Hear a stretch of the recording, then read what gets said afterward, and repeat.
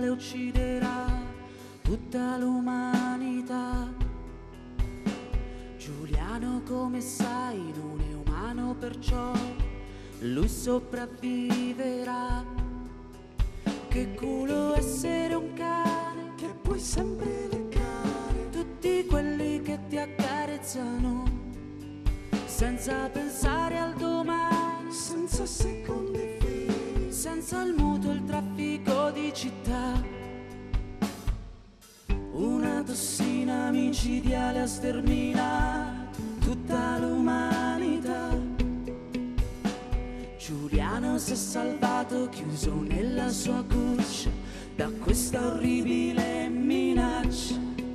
Giuliano è proprio un bel cane, a tratti sembra parlare, abbaia sempre in tutta onestà. Giuliano ha un buco nel cuore perché il suo padrone è morto insieme a tutta l'umanità. Giuliano non lo sa, però è la creatura più onesta, ti vuol bene e basta. Non può capire però, sa che vuol dire davvero amare in modo sincero. Molto molto istintiva, anche perché io non sono un gran musicista.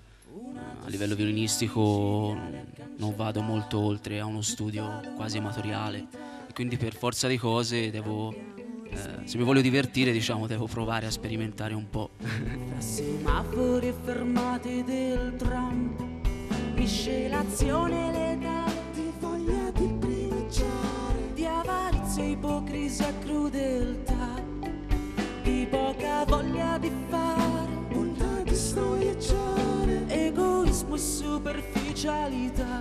Ma Giuliano non lo sa, perciò lui leccherebbe la mano a qualsiasi cretino. Non può capire però, sa che vuol dire davvero amare in modo sincero.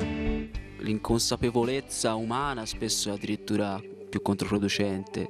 Il problema è che, come dico alla fine della canzone, spesso chi si pone di fronte a certe situazioni, a certe ipocrisie, purtroppo lo fa col sentimento sbagliato, in questo caso la rabbia. Quindi il problema è proprio questo, riuscire ad affrontare certe cose in modo davvero, come si dice, pacifista. Vorrei imparare dal mio cane, ma non riesco a perdonare certa umanità, perché l'ipocrisia che vedo fuori sotto sotto c'è pure dentro me, solo che si chiama rabbia.